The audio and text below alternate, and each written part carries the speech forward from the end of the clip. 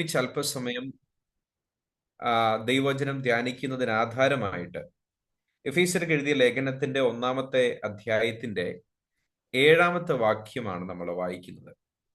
എഫീസ്യർക്ക് എഴുതിയ ലേഖനം 1-ാം അധ്യായത്തിന്റെ 7-ാമത്തെ വാക്യം ഞാനത് വായിക്കാം. അതിങ്ങനെയാണ്: അവനിൽ നമുക്ക് അവന്റെ രക്തത്താൽ അതിക്രമങ്ങളുടെ മോചനം എന്ന വീണ്ടെടുപ്പ് ഉണ്ട്. അവനിൽ നമുക്ക് അവന്റെ രക്തത്താൽ അതിക്രമങ്ങളുടെ മോചനം എന്ന വീണ്ടെടുപ്പ് ഉണ്ട്. അതിന്റെ മറ്റൊരു ഭാഷാന്തരം ഇങ്ങനെയാണ്. 7-ാം വാക്യം നൂതന പരിഭാഷയിൽ: ദൈവത്തിന്റെ കൃപാസമൃദ്ധിക്ക് അനുസൃതമായി ക്രിസ്തുവിൽ നമുക്ക് അവിടുത്തെ രക്തത്താൽ പാപവിമോചനമെന്ന വീണ്ടെടുപ്പ് ഉണ്ട്. പാപവിമോചനമെന്ന വീണ്ടെടുപ്പുണ്ട്. അപ്പോൾ ഞാൻ ഈ വാക്യത്തിൽ നിന്ന് നമുക്ക് എല്ലാവർക്കും നന്നേ അറിയാവുന്ന കാര്യങ്ങളാണെങ്കിൽ കൂടെ ഇതുമായി ബന്ധപ്പെട്ട ചില കാര്യങ്ങൾ ധ്യാനാത്മകമായിട്ട് നമ്മളൊന്ന് പങ്കുവെക്കുക എന്ന് മാത്രമാണ് ഞാൻ ആദ്യം സൂചിപ്പിച്ചതുപോലെ ഞാൻ ആഗ്രഹിക്കുന്ന കാര്യം. അതിനപ്പുറത്തൊരു പഠിപ്പിക്കൽ എന്ന നിലയിലേക്കൊന്നും പ്രത്യേകിച്ച് ഈ ഒരു ഫോറത്തിൽ കടക്കാനുള്ള പ്രാപ്തി ഉണ്ടെന്ന് ചിന്തിക്കുന്ന ആളല്ല ഞാൻ.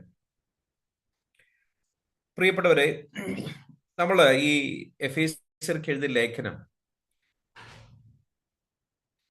വിശുദ്ധനായ പൗലോസ്ലീഹ എഫസോസിലുള്ള ഒരുപക്ഷെ പല സഭകൾക്ക് എഴുതുന്ന ഒരു ലേഖനമാകാനാണ് സാധ്യതയെന്നാണ് നമ്മൾ മനസ്സിലാക്കുന്നത്. ഒരു സഭയ്ക്ക് മാത്രം ആയിരിക്കാനുള്ള സാധ്യത കുറവാണെന്നാണ് നമ്മൾ മനസ്സിലാക്കുന്നത്. എന്തായിരുന്നു കഴിഞ്ഞാലും അദ്ദേഹം ഒരു കാരാഗ്രഹവാസം അനുഭവിക്കുന്ന സമയത്ത് തന്റെ മിഷണറി യാത്രയുടെ പശ്ചാത്തലത്തിൽ സ്ഥാപിതമായിട്ടുള്ള ഈ സ്ഥലത്തെ ദൈവസഭകൾക്കോ ദൈവസഭയ്ക്കോ ഇത് എഴുതുമ്പോൾ അദ്ദേഹത്തിന്റെ ഹൃദയത്തിൽ പരിശുദ്ധാത്മാവിൽ നിയോഗം ലഭിച്ചിട്ടുള്ള പല പ്രധാനപ്പെട്ട കാര്യങ്ങളുമുണ്ട്.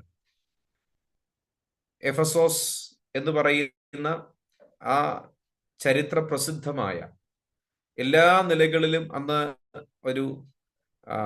ഒരു നഗരം, ഒരു വലിയ നഗരമായിരുന്ന ആ എഫസോസിൽ പൗലോസ്ലീഹയുടെ ശുശ്രൂഷാ ജീവിതത്തിൽ ഏകദേശം 3 വർഷത്തോളം അദ്ദേഹം അവിടെ സ്പെൻഡ് ചെയ്ത് ദൈവത്താൽ അവിടെ ഒരു സമൂഹം രൂപീകൃതമായി തീർന്നു. അദ്ദേഹം അവിടെ നിന്ന് പോന്നതിന് ശേഷം തിമോത്തിയോസിനെ ഒക്കെ അങ്ങോട്ട് അയക്കുന്നുണ്ടല്ലോ.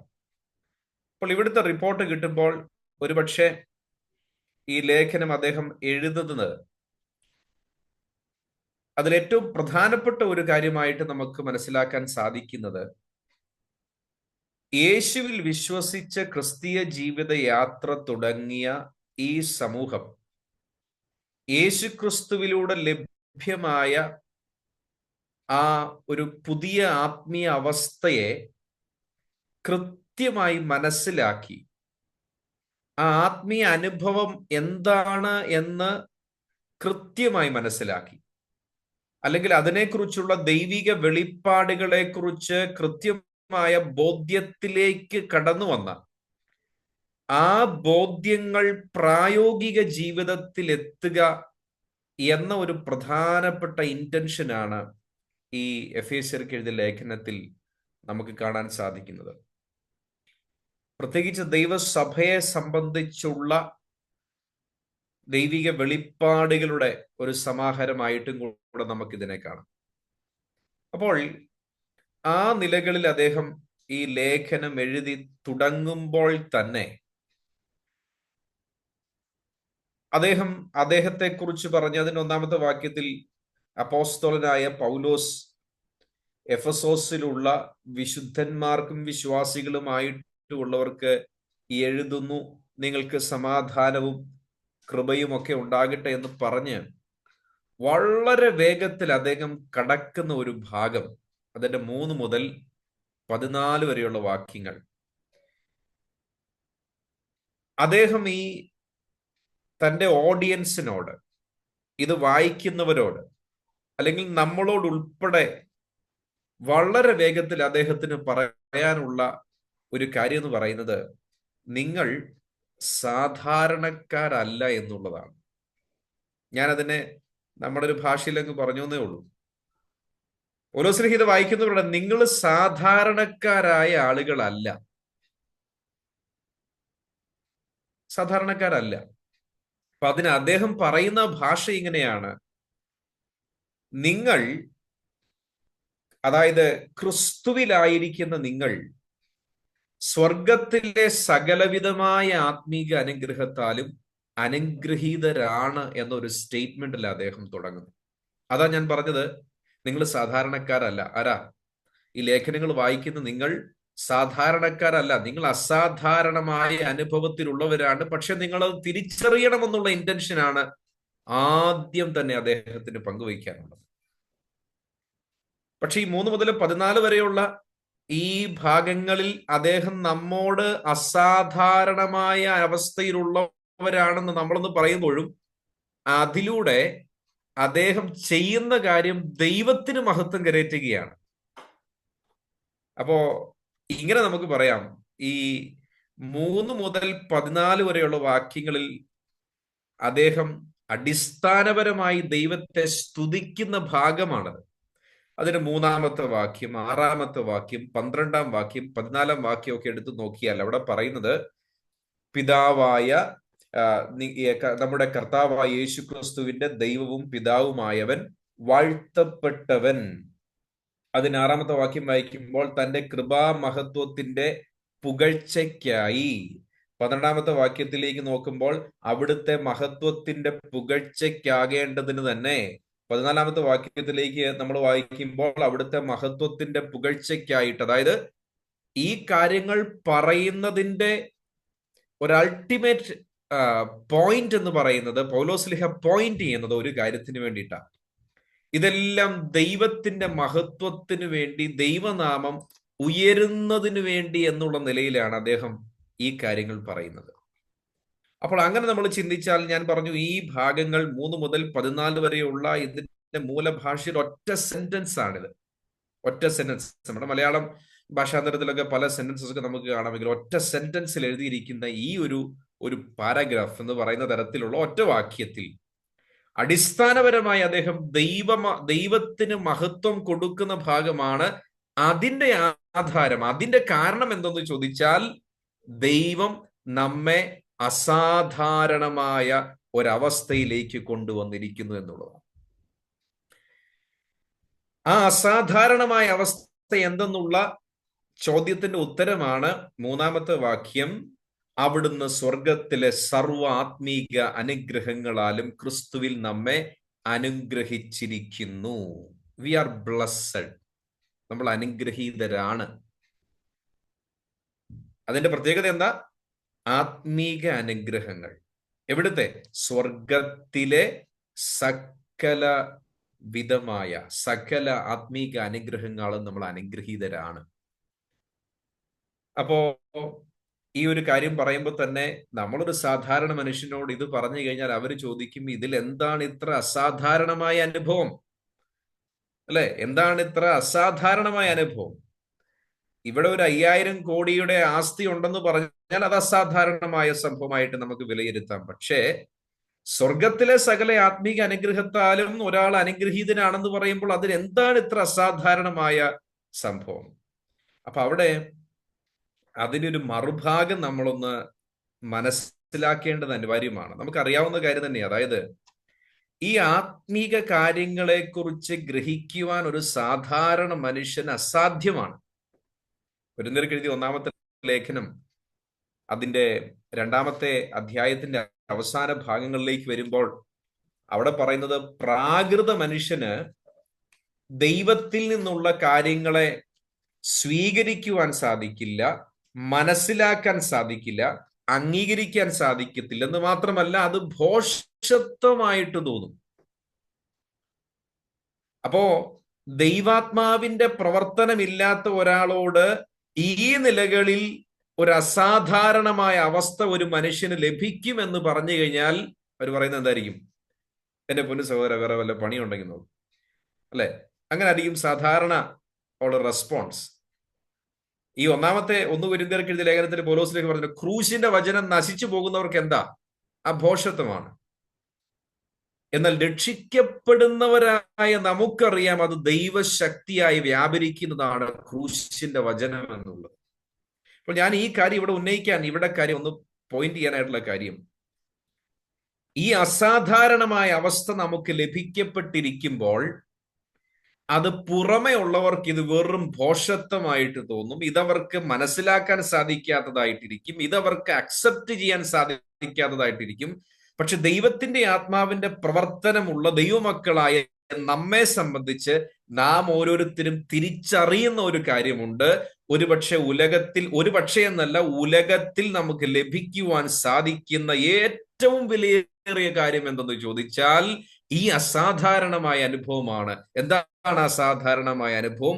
ക്രിസ്തുവിലായിരിക്കുന്ന ഒരു വ്യക്തി സ്വർഗത്തിലെ സകലവിധമായ ആത്മീക അനുഗ്രഹത്താലും ആത്മീകമായ അനുഗ്രഹത്താലും അനുഗ്രഹിക്കപ്പെട്ടിരിക്കുന്ന വ്യക്തിയാണ്. അപ്പൊ ഇവിടെ നിന്ന് ഒരു കാര്യം കൂടെ നമ്മളൊന്ന് ഓർമ്മിക്കേണ്ടത് അനിവാര്യമാണ്. ഇതെല്ലാം അദ്ദേഹം പറഞ്ഞിട്ട് അടുത്ത ഭാഗത്തേക്ക് വരുമ്പോൾ അദ്ദേഹം പറയുന്ന കാര്യമുണ്ട്. എന്താ? 15-ാമത്തെ വാക്യം മുതൽ വായിക്കുമ്പോൾ പൗലോസ് ശ്ലീഹ ഇവരെ ഓർത്ത് സ്തോത്രം ചെയ്യുകയും ദൈവത്തോട് പ്രാർത്ഥിക്കുകയും ചെയ്യുക. എന്താ ദൈവത്തോട് പ്രാർത്ഥിക്കുന്ന കാര്യം? കർത്താവേ, ഈ പ്രിയ സഹോദരങ്ങൾക്ക് ജ്ഞാനത്തിന്റെയും വെളിപ്പാടിന്റെയും ആത്മാവിനെ നൽകി കൊടുക്കണം. അവരുടെ ഹൃദയദൃഷ്ടി തുറന്നിട്ട് കർത്താവെ അവർക്ക് അങ്ങ് നൽകി കൊടുത്തിരിക്കുന്ന പ്രത്യാശ എന്തെന്നറിയാൻ, ദൈവമേ ഇവരിലുള്ള അങ്ങയുടെ അവകാശത്തിന്റെ മഹിമാധനം അറിയാൻ, വിശ്വസിക്കുന്നവർക്ക് വേണ്ടി വ്യാപരിക്കുന്ന അവിടുത്തെ അളവറ്റ ശക്തിയുടെ വലിപ്പത്തെ തിരിച്ചറിയാൻ കർത്താവെ ഇവരുടെ കണ്ണുകളെ, ഇവരുടെ ഹൃദയ ദൃഷ്ടികളെ തുറക്കണമേ എന്നൊരു പ്രാർത്ഥനയുണ്ട്. അപ്പോൾ ആ ഭാഗം കൂടെ ചേർത്ത് ചിന്തിക്കുമ്പോൾ അവിടെ ഒരു കാര്യം വ്യക്തമല്ലേ? ഒരു ഭാഗത്ത് സ്വർഗത്തിലെ സകലവിധമായ ആത്മീക അനുഗ്രഹത്താലും നാം അനുഗ്രഹീതരാണെങ്കിൽ തന്നെയും അത് അങ്ങനെ ഒരു സ്റ്റേറ്റ്മെന്റിൽ ഇരുന്നാൽ അത് നമ്മുടെ ജീവിതത്തിന്റെ പ്രായോഗിക അനുഭവത്തിലേക്ക് വരത്തില്ല. ശരിയല്ലേ? മറിച്ച് ആ അനുഭവത്തിന് വേണ്ടി ആഗ്രഹത്തോടെ, വ്യഗ്രതയോടെ, ദാഹത്തോടെ കർത്താവിന്റെ സന്നിധിയിൽ നമ്മുടെ ജീവിതത്തെ സമർപ്പിച്ച് കർത്താവ് നമ്മുടെ ഹൃദയത്തെ തുറന്ന് നമ്മുടെ ഉള്ളിൽ അതിന് ബോധ്യങ്ങളെ നൽകിത്തന്ന് അത് നമ്മുടെ ജീവിതത്തിന്റെ വിശ്വാസ യാത്രയിലേക്ക്, വിശ്വാസത്തിൽ എത്തിക്കുന്ന ഒരു കൃപയുടെ അനുഭവമുണ്ട്. അതിലേക്ക് നമ്മൾ എത്തണം എന്ന ഒരു അനിവാര്യമായ അനുഭവത്തെ പൗലോസ് ശ്ലീഹ അവിടെ ചൂണ്ടിക്കാണിക്കുന്നു. നമ്മൾ ഇതിനെക്കുറിച്ച്, ഞാൻ പറഞ്ഞത് സാധാരണ ഞങ്ങളുടെ ഇടയിലൊക്കെ പറയും നമ്മൾ ഇതിനെക്കുറിച്ച് അറിവ് ഇന്നിന്ന കാര്യങ്ങളാണെന്നുള്ള അറിവ് ഉണ്ടാകുന്നത് അനിവാര്യമാണെങ്കിലും എൻഡ് ഓഫ് ദി ഡേ നമ്മുടെ ജീവിതത്തിന്റെ പ്രായോഗികതയിൽ, നടപ്പിൽ ഈ കാര്യം എത്തണം. അതിന് പൗലോസ് ശ്ലീഹ പറയുന്ന ഒന്ന്, നമ്മുടെ ഹൃദയം തുറക്കണം. സാധാരണ മനുഷ്യന്റെ അടഞ്ഞിരിക്കുന്ന ഹൃദയം പോലെ ആകരുത് നമ്മുടെ ഹൃദയത്തിൽ പരിശുദ്ധാത്മാവിന്റെ പ്രകാശനത്താൽ ദൈവത്തെയും ദൈവം നമുക്ക് നൽകി തന്നതിനെയും അറിഞ്ഞ്, അത് ആത്മീയമായ കാര്യങ്ങളായിരിക്കുമല്ലോ, അതിനെ വിശ്വാസത്തോടുകൂടെ സ്വീകരിച്ച്, അല്ലെ, കാണാത്ത കാര്യങ്ങളെ കാണുന്നത് പോലെ നമ്മൾ മുറുകെ പിടിച്ച്, പ്രത്യാശ ഉറപ്പോടുകൂടെ മുറുകെ പിടിച്ച്, ആ വിശ്വസിക്കുന്നവർക്ക് വേണ്ടി വ്യാപരിക്കുന്ന ദൈവത്തിന്റെ ശക്തിയാൽ നാം മനസ്സിലാക്കിയ കാര്യങ്ങൾ ജീവിതത്തിന്റെ അനുഭവത്തിൽ എത്തണം. ഇതൊരു പ്രോസസ്സാണ്, ഇതൊരു പ്രക്രിയയാണ്. അത് ഒരു ദിവസം കൊണ്ട്, ഒരു ഓവർനൈറ്റും കൊണ്ട് നടക്കുന്നതല്ല, അതൊരു ലോങ് ടൈം പ്രക്രിയയാണ്. ആ പ്രോസസ്സിലൂടെ നമ്മൾ ആത്മാർത്ഥമായിട്ട് നടക്കണമെന്ന് ആഗ്രഹിക്കുന്നുണ്ടെങ്കിൽ, നമ്മുടെ ജീവിതത്തെ ദൈവത്തിന് വേണ്ടി സമർപ്പിക്കുന്നുണ്ടെങ്കിൽ, കർത്താവ് നമ്മളെ വ്യത്യസ്തമായ പാതകളിലൂടെ നടത്തിയാണ് അത് നമ്മുടെ പ്രായോഗികതയിലേക്ക് പതിയെ പതിയെ എത്തിച്ചുകൊണ്ടിരിക്കുന്നത്. അപ്പോൾ ഈ ആത്മീക അനുഗ്രഹം അതൊരു ഭാഗത്ത് ലോക മനുഷ്യർക്ക് മനസ്സിലാവുന്നില്ല. എന്നാൽ നമ്മിൽ ദൈവത്തിന്റെ ആത്മാവിന്റെ വാസം ഉള്ളത് കൊണ്ട് തന്നെ നാം വീണ്ടും ദൈവസന്നിധിയിൽ നമ്മളെ തന്നെ താഴ്ത്തി ഏൽപ്പിച്ചുകൊണ്ട് അതിനെ പൂർണ്ണമായി വീണ്ടും അധികമായി മനസ്സിലാക്കി നമ്മുടെ ജീവിതത്തിന്റെ ഓരോ സ്റ്റെപ്പിലും ആ നടപ്പിൽ നടക്കുവാൻ എന്ത് ചെയ്യണം? നമ്മുടെ ജീവിതത്തിൽ ആ നിലകളിൽ ഒരു സമർപ്പണത്തിന്റെ അനുഭവത്തിലേക്ക്, ഒരു അധികമായ ദാഹത്തിന്റെ അനുഭവത്തിലേക്ക്, ആഴമായ ഒരു ദാഹം, അല്ലെ? ഒരു ഒരു എന്താണ്, വളരെ ഈഗേർലി നമ്മൾ അതിനു വേണ്ടി കാത്തിരിക്കുന്ന അനുഭവം ഉണ്ടാകണം. അത് കർത്താവ് പറഞ്ഞ പോലെ ആത്മീയമായി ദാരിദ്ര്യം അനുഭവിക്കുന്നവർ അനുഗ്രഹീതരാണ്. അപ്പൊ അതൊരു ഒരു വൺ ടൈം ആറ്റിറ്റ്യൂഡ് ആയിട്ടല്ലല്ലോ നമ്മൾ കാണുന്നത്. ഈവൻ പൗലോസ്ലിഹ പോലും പറയുന്നത് ഞാൻ പിടിച്ചു എന്ന് നിരൂപിക്കുന്നില്ല, അല്ലെ? അപ്പൊ അദ്ദേഹം ഈ കാര്യങ്ങൾ തന്നെ ഇവരോട് പറയാ. എഫെസോസിലുള്ള അതൊരു ഒരു ഒരു വലിയ പട്ടണമാണത്, അന്നത്തെ ഒരു ക്യാപിറ്റലാണ്. അവിടെ പല പല ട്രേഡിംഗ് ഉണ്ട്, പിന്നെ അവിടെ വലിയ ടെമ്പിൾ ഉണ്ട്, മറ്റ് പലതരത്തിലുള്ള ബിസിനസ്സസ് നടക്കുന്ന എല്ലാ തരത്തിലും റിച്ച് ആയിട്ടുള്ള ഒരു പ്ലേസ് ആണത്. ആ റിച്ച് ആയിരിക്കുന്ന, അത്രമാത്രം പ്രസിദ്ധമായിരിക്കുന്ന ഒരു പട്ടണത്തിൽ നിന്നും കർത്താവിന് വേണ്ടി വേർതിരിക്കപ്പെട്ടിരിക്കുന്ന ഒരു ചെറിയ സമൂഹത്തോട് ഈ ദൈവഭക്തൻ പറയുക, നിങ്ങൾ അസാധാരണക്കാരാണ്, നിങ്ങൾ ഓരോരുത്തരും ക്രിസ്തുവിൽ അനുഗ്രഹീതരാണ്. അതിനുശേഷം അദ്ദേഹം അതിലെ ചില കാര്യങ്ങള് അദ്ദേഹം താഴോട്ട് ലിസ്റ്റ് ഔട്ട് ചെയ്യുക. ഒന്ന്, നിങ്ങളെ ദൈവം ലോകസ്ഥാപനത്തിന് മുൻപ് തന്നെ തിരഞ്ഞെടുത്തിരിക്കുന്നു. നിങ്ങളെ തെരഞ്ഞെടുത്തിരിക്കുന്നു ലോകസ്ഥാപനത്തിന് മുൻപേ. എന്തിനു വേണ്ടിയിട്ടാണ്? 4-ാമത്തെ വാക്യം, ദൈവസന്നദ്ധിയിൽ നിഷ്കളങ്കരും വിശുദ്ധരുമായി നിൽക്കാൻ വേണ്ടിയാണ്. പൗലോസ് പറയാം, നിങ്ങൾ ജനിക്കുന്നതിന് മുൻപ് തന്നെ, നിങ്ങളുടെ അമ്മയുടെ ഉദരത്തിൽ ഉരുവാകുന്നതിന് മുൻപ് തന്നെ, എന്തിനു പറയുന്നു, ഈ ഉലകത്തിന്റെ അടിസ്ഥാനം ഇടുന്നതിന് മുൻപ് തന്നെ നിങ്ങളെക്കുറിച്ചുള്ള ഒരു കാഴ്ച ദൈവത്തിന്റെ ഹൃദയത്തിൽ ഉണ്ടായിരുന്നു. ദൈവം നിങ്ങളെ തിരഞ്ഞെടുത്തിരിക്കുന്നു. അതുകൊണ്ട് നിങ്ങൾ ദൈവത്തിന് അവിചാരിതമല്ല. ഇപ്പൊ ഞാനവിടെ ഇടയ്ക്ക് ഓർക്കാനുണ്ട്, നമ്മളും ദൈവത്തിന് അവിചാരിതമല്ല, നമ്മുടെ സാഹചര്യങ്ങളും ദൈവത്തിന് അവിചാരിതമല്ല, ആണോ? അപ്പൊ ഞാൻ പറയും, കർത്താവെ, വളരെ അപ്രതീക്ഷിതമായിട്ട് ഇതെങ്ങനെ സംഭവിച്ചു, ഇതെങ്ങനെ, എന്തുകൊണ്ട്, അത് നമ്മൾ ചോദിക്കത്തില്ലേ ഒരു പക്ഷെ ഇതൊന്നും ദൈവത്തിന് അവിചാരിതമല്ല. എന്നെയും എൻ്റെ എല്ലാ കാര്യങ്ങളെയും ഞാൻ കർത്താവിനെ അറിയുന്നതിന് മുൻപ്, ഞാൻ ജനിക്കുന്നതിന് മുൻപ്, എൻ്റെ അമ്മയുടെ ഉദരത്തിൽ ഉരുവാകുന്നതിന് മുമ്പ്, ഈ ഉലകം നിർമ്മിക്കപ്പെടുന്നതിന് മുൻപ് തന്നെ അറിയുന്ന കർത്താവിനെ തിരഞ്ഞെടുത്തിരിക്കുന്നത് കൊണ്ട് എൻ്റെ ജീവിതത്തിൽ എല്ലാ സാഹചര്യങ്ങളും ഒരു പക്ഷെ എനിക്ക് പലതും അവിചാരിതമാണെങ്കിലും കർത്താവിന് ഇതൊന്നും അവിചാരിതമല്ല. ദൈവത്തിന്റെ പദ്ധതിക്കകത്താണ്, പ്രിയമുള്ളവരെ, നമ്മുടെ എല്ലാ കാര്യങ്ങളും. ദൈവത്തിന്റെ പ്രോപ്പർ പ്ലാനിനകത്താണ്. കർത്താവിന്റെ മുൻപിൽ സമർപ്പിതമായ വ്യക്തിയുടെ ജീവിതം എന്ന് പറയുന്നത് കർത്താവിന്റെ പ്രോപ്പർ പ്ലാനിന്റെ ഉള്ളിലാണ് നമ്മുടെ ജീവിതത്തിന്റെ ഓരോ മൊമെന്റും. എന്തിനു പറയുന്നു? നമ്മുടെ ഒരു തലമുടി താഴെ വീഴുന്നത് കർത്താവിന്റെ പദ്ധതിക്കുള്ളിലാണ്. അത്രമാത്രം കണ്ണിങ് ആയ പ്ലാനിങ് ആണ് കർത്താവിന്. അപ്പൊ നമ്മളൊരു പക്ഷേ നമ്മുടെ ഹൃദയത്തിലേക്ക് ഒരുപക്ഷെ നനയ്ക്കുമായിരിക്കും, കർത്താവ് എന്തുകൊണ്ട് ഇത് സംഭവിച്ചു, എങ്ങനെയാണ് ഇതിങ്ങനെ എന്നൊക്കെ ചോദ്യങ്ങൾ ഉയരുമ്പോൾ നമ്മൾ ഇതിന്റെയൊക്കെ ഏറ്റവും അടിസ്ഥാനമായി മനസ്സിലാക്കേണ്ട കാര്യം, കർത്താവ് ഇതിന്റെയൊക്കെ മുകളിൽ വാഴുന്നു. നമ്മുടെ ദൈവം ഇതിന്റെയൊക്കെ മുകളിൽ വാഴുന്നു. നമ്മെക്കുറിച്ചുള്ള കൺസേൺ നമ്മൾ കർത്താവിനെ അന്വേഷിക്കുമ്പോൾ തുടങ്ങിയതല്ല, ഉലക സ്ഥാപനത്തിന് മുൻപ് തുടങ്ങിയ കൺസേൺ ആണ് കർത്താവിന് നമ്മെക്കുറിച്ച്. അപ്പൊ നമ്മെക്കുറിച്ച് തിരഞ്ഞെടുത്തു. അടുത്തത് 5-ാമത്തെ വാക്യത്തിലേക്ക് വരുമ്പോൾ, നമ്മളെ ദത്തെടുക്കേണ്ടതിന് മുൻ നിയമിച്ചു. പ്രീഡെസ്റ്റൈൻഡ് അസ് ടു അഡോപ്ഷൻ. ദത്തെടുക്കലിലേക്ക്. ഇത് എന്ന് നടക്കുന്നതാ? ഈ തിരഞ്ഞെടുപ്പും ദത്തെടുപ്പ് എന്ന് നടന്നതാ? മുൻ നിയമനം എന്ന് നടന്നതാ?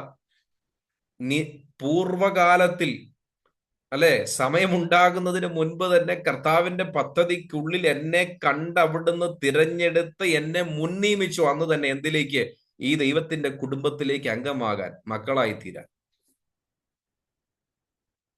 അപ്പൊ ഇത് ആത്മാവുള്ളിലുള്ള വ്യക്തിയെ സംബന്ധിച്ച് ഇതൊക്കെ ധ്യാനിക്കുമ്പോൾ ആ വ്യക്തിക്ക് മനസ്സിലാകും, ദൈവമേ, എത്രമാത്രം അത്ഭുതകരമായ പ്രവൃത്തിയാണ് അങ്ങ് മനുഷ്യകുലത്തിനും വിശേഷാൽ എനിക്കും വേണ്ടി കർത്താവെ ചെയ്തത്. ഈ അനുഗ്രഹത്തെ പൂർണ്ണമായി തിരിച്ചറിയാൻ എന്നെ സഹായിക്കണമേ എന്നുള്ള പ്രാർത്ഥനയും നിലവിളി അവിടുന്ന് ഉയരുന്നേ, അല്ലെ? നമ്മളെ തിരഞ്ഞെടുത്തു, നമ്മെ മുൻ നിയമിച്ചു. അതിനുശേഷം അദ്ദേഹം പറയുന്ന ഭാഗം, ഒരു അനുഗ്രഹത്തിന്റെ ഭാഗം നമ്മൾ വായിച്ചത് 7-ാമത്തെ വാക്യത്തിൽ. യേശു ക്രിസ്തുവിൽ അവിടുത്തെ രക്തത്താൽ അതിക്രമങ്ങളുടെ മോചനം എന്ന വീണ്ടെടുപ്പുണ്ട്. അപ്പൊ അതിനുശേഷം അദ്ദേഹം പറയുന്നുണ്ട്,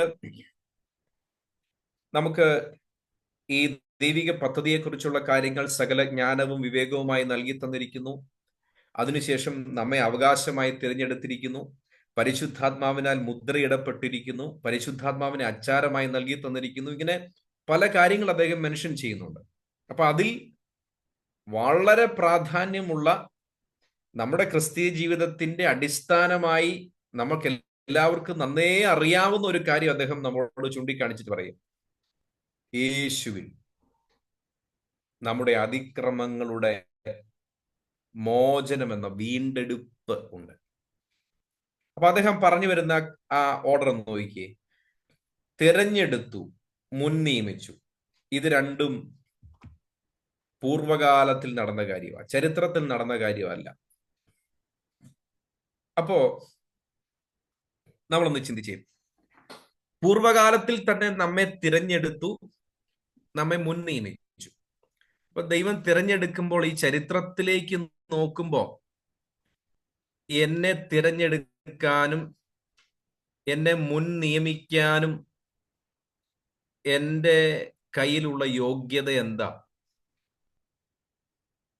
യോഗ്യത?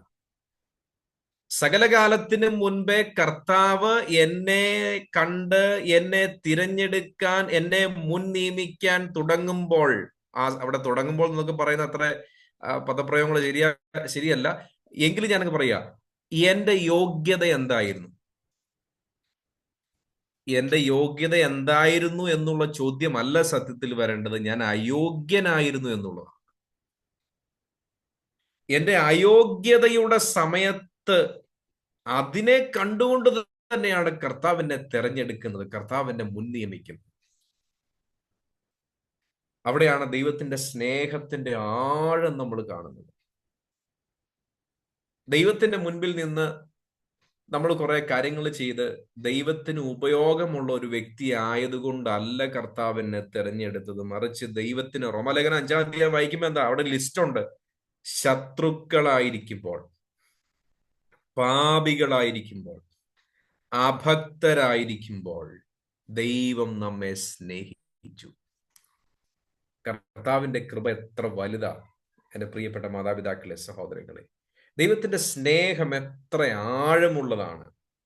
ഒരുപക്ഷെ നമ്മുടെ ജീവിതത്തിൽ നാം അറിയാത്ത തലത്തിൽ പാപത്തിന്റെ ആഴത്തെക്കുറിച്ചുള്ള ബോധ്യം നമുക്ക് കൃത്യമായി നമുക്ക് എത്രമാത്രം കൃത്യമായി മനസ്സിലാകണമെന്ന് അറിയില്ല. പക്ഷേ ആ ഒരു ചെളിക്കുണ്ടിന്റെ ആഴത്തിൽ കടക്കുമ്പോൾ തന്നെ കർത്താവെന്നെ കണ്ടു, കർത്താവെന്നെ തിരഞ്ഞെടുത്തു, കർത്താവിനെ മുൻ നിയമിച്ചു.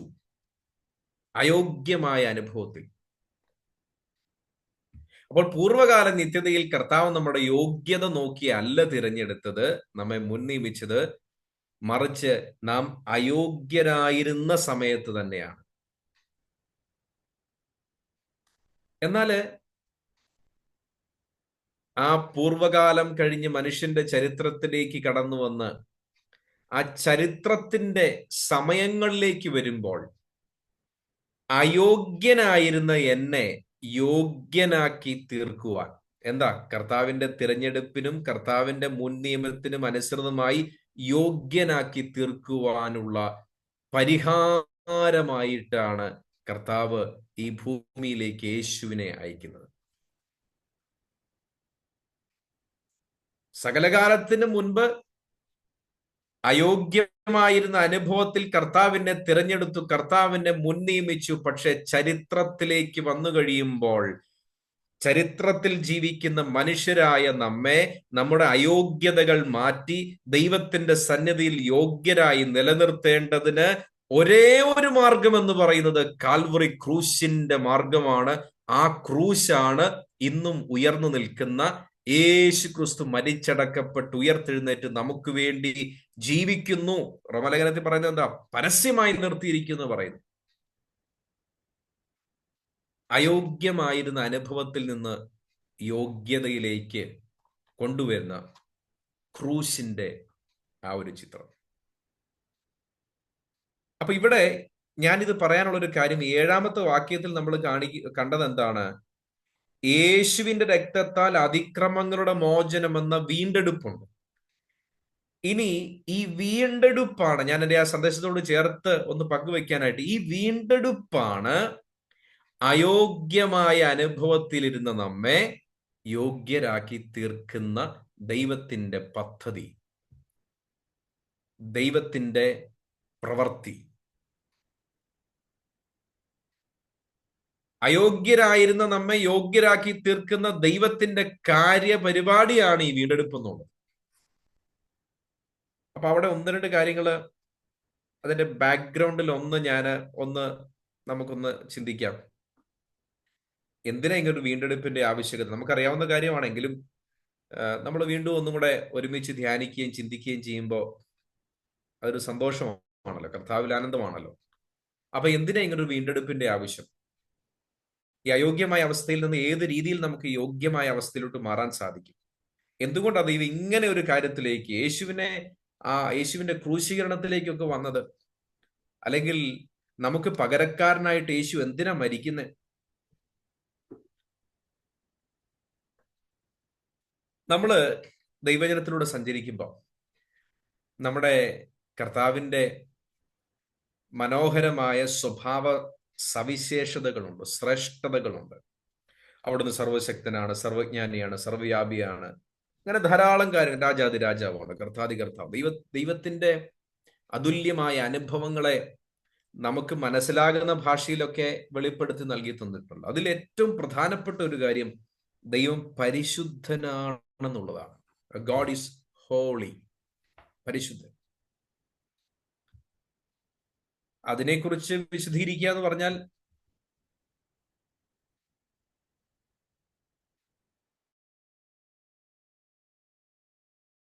അതിനെക്കുറിച്ച് നമുക്ക് പരിമിതമായ ഭാഷയിൽ എങ്ങനെ പറയാൻ സാധിക്കുക? അവിടുന്ന്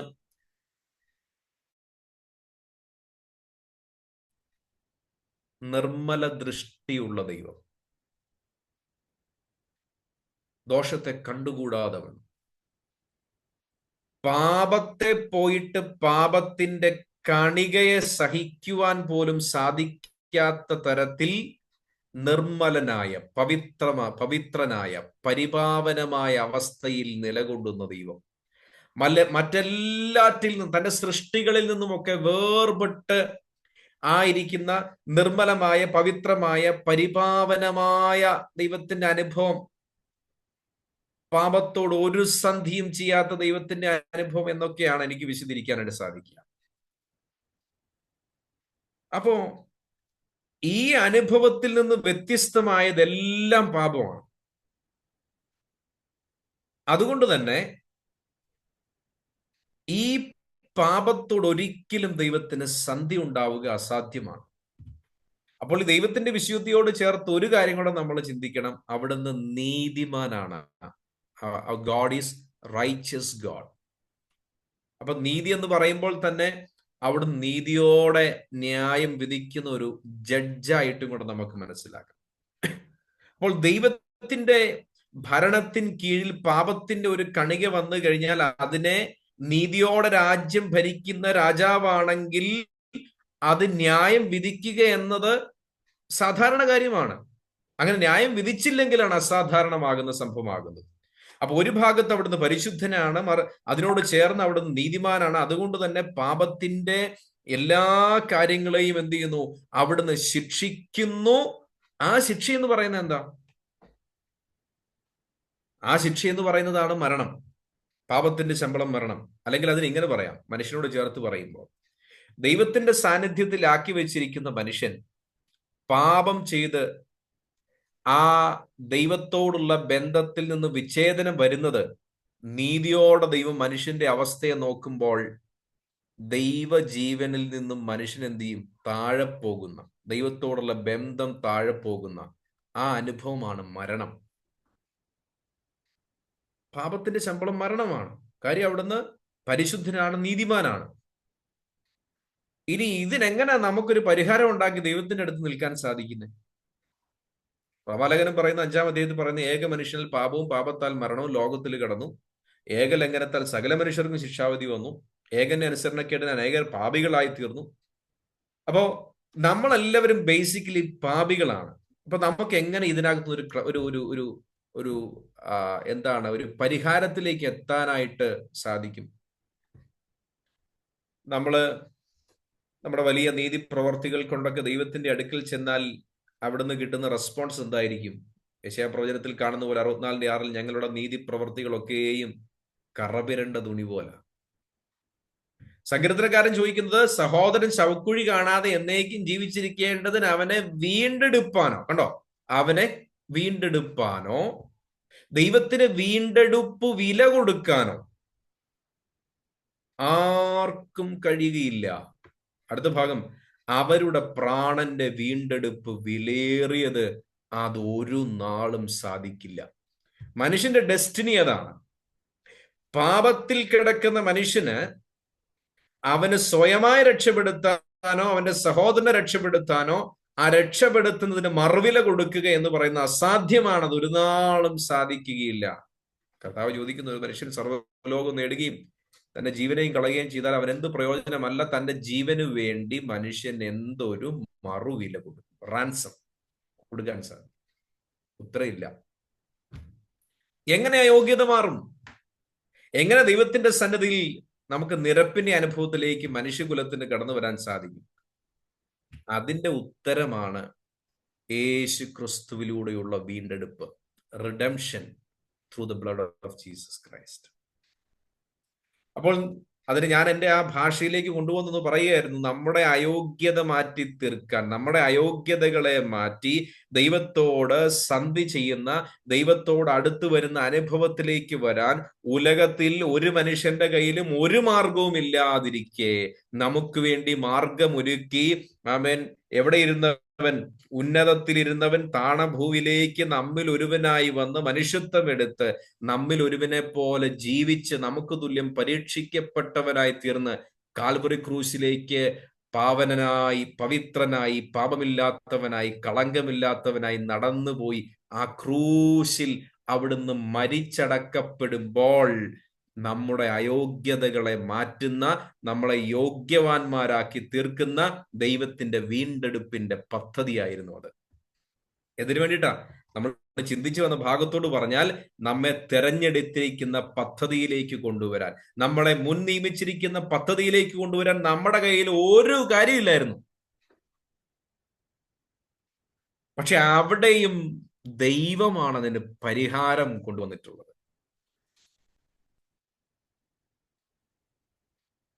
നമ്മളൊന്ന് ചിന്തിച്ചേ. കർത്താവ് പറയാം, നിങ്ങൾ ഇങ്ങനെ പ്രശ്നത്തിലായിപ്പോയി, പാപത്തിലായിപ്പോയി, ഒരു കാര്യം ചെയ്യും, ഞാൻ നിങ്ങളെ തിരഞ്ഞെടുത്തിട്ടുണ്ട്, കാര്യങ്ങൾ അതിന്റെ ഡെസ്റ്റിനേഷൻ ഒക്കെ ഞാൻ റെഡിയാക്കി തരാം, നിങ്ങൾ തന്നെ അവിടെ വരണമെന്ന് പറഞ്ഞായിരുന്നു, എന്ത് ചെയ്തേന്? ഒരു മാർഗവും ഇല്ലാതായി. എന്നാൽ നമ്മെ സ്നേഹിച്ച് ഉന്നതം വെടിഞ്ഞ് താണഭൂവിൽ വന്ന്, ഫിലിപ്പിയ ലേഖനത്തിൽ പറയുന്ന നമുക്കറിയാലോ, ദൈവരൂപത്തിലിരിക്കെ ദൈവത്തോടുള്ള സമത്വം മുറുകെ പിടിച്ചുകൊള്ളണമെന്ന് വിചാരിച്ചു കൊള്ളാതെ നമ്മിൽ ഒരുവനായി, നമ്മെപ്പോലെ ഈ ശരീരത്തിൽ, മഹോന്നതനായ ദൈവം, ആ തേജസ്സിന്റെ ഉടയവൻ, തേജസ്സിൽ വസിക്കുന്ന സർവശക്തനായ ദൈവം അവിടുന്ന് ഈ ഭൂമിയിൽ നമ്മെപ്പോലെ നമ്മിൽ ഒരുവനായി വന്ന് നമുക്ക് തുല്യം പരീക്ഷിക്കപ്പെട്ടവനായി ഈ ഭൂമിയിൽ ജീവിച്ച് പാപം ചെയ്യാതെ ന്യായപ്രമാണത്തെ പൂർത്തീകരിച്ച് അവിടുന്ന് കാൽവറി ക്രൂശിലേക്ക് നടന്നുപോയി ആ പീഡകൾ സഹിച്ച് നമ്മുടെ പാപങ്ങളെ ഏറ്റെടുത്ത് നമുക്ക് പകരക്കാരനായി ആ ക്രൂശിൽ തന്റെ അവസാനത്തെ തുള്ളി രക്തം വരെയും ചൊരിഞ്ഞു നൽകി തന്നു. എത്ര ശ്രേഷ്ഠമാണ്! നമ്മളിത് എത്രയോ പ്രാവശ്യം കേൾക്കുന്ന, അല്ലെ? നമ്മൾ എത്ര പ്രാവശ്യം കേൾക്കുന്ന, എത്ര പ്രാവശ്യം ധ്യാനിക്കുന്ന. പക്ഷേ ഇത് എത്ര പ്രാവശ്യം ധ്യാനിച്ചാൽ ഇതിനപ്പുറം മനോഹരമായിട്ട് നമുക്ക് ചിന്തിക്കാനും നമുക്ക് ധ്യാനിക്കാനും പറ്റുന്ന കാര്യം എന്താവും? ഒരുപക്ഷെ ഞാനിത് പറയുമ്പോൾ എനിക്കുണ്ടാകുന്ന ആനന്ദത്തെക്കാളും കൂടുതൽ മറ്റൊരാള് അതിനെക്കുറിച്ച് വിവരിക്കുമ്പോൾ ഒരുപക്ഷെ അതിലും ആനന്ദമായിരിക്കും എൻ്റെ കാര്യത്തിൽ, അല്ലെ? നമ്മളങ്ങനെ കർത്താവിന്റെ യഥാർത്ഥമായി ദൈവാത്മാവ് വസിക്കുന്ന ഒരു ദൈവഭക്തനെ സംബന്ധിച്ച് ഇതിലും അധികം ആനന്ദം നൽകിത്തരുന്ന ഒരു കാര്യമുണ്ടോ എന്നുള്ളതിന് ഒരു സംശയമില്ല. അതില്ല എന്നുള്ളതല്ല. നമ്മുടെ കർത്താവിൻ്റെ ആ ആ സ്നേഹം ത്യാഗമായി, ഒരു യാഗമായി അവൻ അർപ്പിക്കപ്പെടുന്ന ആ ഒരു അനുഭവമാണ്. അങ്ങനെ യേശു ക്രിസ്തുവിന്റെ രക്തത്താൽ അതിക്രമങ്ങളുടെ മോചനമെന്ന വീണ്ടെടുപ്പുണ്ട്.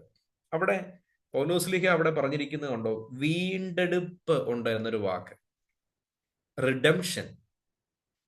പൗലോസ്ലീഹ ആ വാക്ക് അവിടെ ഉപയോഗിക്കുമ്പോൾ അതിൽ പ്രധാനപ്പെട്ട ചില കാര്യങ്ങൾ, ഏറ്റവും കുറഞ്ഞ പക്ഷം ചില പ്രധാനപ്പെട്ട കാര്യങ്ങൾ നമ്മൾ പറഞ്ഞു നൽകി തരാൻ വേണ്ടി പരിശുദ്ധാത്മാവ് അദ്ദേഹത്തെ കൊണ്ട് അങ്ങനെ ഒരു വാക്ക് അവിടെ ഉപയോഗിച്ചിരിക്കുക. അത് പഴയ നിയമത്തിലും പുതിയ നിയമത്തിലും ഉടനീളം ഉപയോഗിച്ചിട്ടുള്ള ഒരു വാക്കാണ് വീണ്ടെടുപ്പ് എന്ന വാക്ക്. ഈ വീണ്ടെടുപ്പ് എന്ന മലയാളം വാക്കിന് ഉള്ള ഇതിന്റെ റൂട്ട് വേർഡ്സ് മറ്റ് ഒന്ന് രണ്ട് വാക്കുകൾ കൂടെ ഉണ്ട്. പക്ഷെ ഇവിടെ ഉപയോഗിച്ചിരിക്കുന്ന വാക്ക്, അതിന്റെ അർത്ഥം എന്ന് പറയുന്ന, ഈ വീണ്ടെടുപ്പ് എന്ന വാക്കിന്റെ അർത്ഥം എന്ന് പറയുന്നത് സ്വാതന്ത്ര്യത്തിലേക്ക് കൊണ്ടുവരിക എന്നുള്ളത്. ഒരു അടിമത്വത്തിൽ നിന്നും സ്വാതന്ത്ര്യത്തിലേക്ക് കൊണ്ടുവരിക എന്ന ആ വാക്കിന്റെ അർത്ഥം, ആ വീണ്ടെടുപ്പ് എന്നുള്ള റിഡംഷൻ എന്ന വാക്കിന്റെ അർത്ഥം. ഞാൻ ഗ്രീക്കിൽ എത്ര പണ്ഡിതനൊന്നുമല്ല, പിന്നെ ഇപ്പോഴോ പുതിയ ടെക്നോളജിയും കാര്യങ്ങളും ഒക്കെ ഉള്ളത് കൊണ്ട് നമുക്കതിന്റെ കാര്യങ്ങൾ മനസ്സിലാക്കാൻ പറ്റുന്നു മാത്രമേ ഉള്ളൂ. അപ്പോലോട്രോസിസ് എന്നൊരു വാക്ക് അവിടെ ഉപയോഗിച്ചിരിക്കുന്നത്. അതിന്റെ അർത്ഥം ഒരു മറുവില കൊടുത്ത് റിലീസ് ചെയ്യുക, ഫ്രീ ആക്കുക. അതാ വാക്കിന്റെ അർത്ഥം. സെറ്റ് ഫ്രീ എന്ന അർത്ഥം അവിടെ വരുന്നത്. പക്ഷെ ആ സെറ്റ് ഫ്രീ ആക്കണമെങ്കിൽ അതിനൊരു മറുവിലയുണ്ട്, ഒരു റാൻസം ഉണ്ട്. അപ്പൊ ഈ വാക്കിൽ തന്നെ ഏറ്റവും കുറഞ്ഞ രണ്ട് കാര്യങ്ങൾ നമുക്ക് ചിന്തിക്കാം. ഒന്ന്, ഒരു മറുവില കൊടുത്ത് എന്ത് ചെയ്യുന്നു? സ്വാതന്ത്ര്യത്തിലേക്ക്. മറുവില കൊടുത്ത് സ്വാതന്ത്ര്യത്തിലേക്ക്. പഴയ നിയമത്തിലൊക്കെ നമുക്കറിയാം, ഈ പുറപ്പാടെന്ന് പറയുന്നത് തന്നെ ഒരു വീണ്ടെടുപ്പാണ്. അവിടെ ദൈവത്തിന്റെ ശക്തി ഉപയോഗിച്ച് വീണ്ടെടുത്തു, ആർക്കും മറുവിലയൊന്നും കൊടുത്തില്ല. പക്ഷെ അതൊരു വീണ്ടെടുപ്പാണ്, റിഡംഷനാണ്. ഇനി ഈ ദാസന്മാരുടെ, സ്ലേവ്സിന്റെ കാര്യത്തിലുള്ള നിയമങ്ങളൊക്കെ നമുക്ക് പഴയ നിയമത്തിൽ അറിയാം. അതിന്റെ ഒരു തലത്തിൽപ്പെട്ടതാണ് ബോവസ് രൂത്തിനെ വീണ്ടെടുക്കുന്നത്, റെഡീം ചെയ്യുന്നത്, അല്ലെ? ഇനി പൗലോസ് ഇത് എഴുതുന്ന കാലഘട്ടത്തിൽ ചിന്തിച്ചാൽ ധാരാളം അടിമകളുള്ള കാലഘട്ടമാണ്. യുദ്ധത്തിൽ പിടിച്ചുകൊണ്ട് വരുന്നവരും അല്ലാതെ പിടിക്കുന്നവരും, പൈസ ഇല്ലാതെ സ്വന്തമായിട്ട് അടിമയായിട്ട് വിൽക്കുന്നവരും, പലതരത്തിൽ അടിമകളുള്ള കാലഘട്ടമാണ്. അപ്പൊ ഈ അടിമകളെ അവർക്കുള്ള വില കൊടുത്ത് മോചിപ്പിക്കുക, ആ സംഭവം വീണ്ടെടുപ്പ്, റിഡംഷൻ.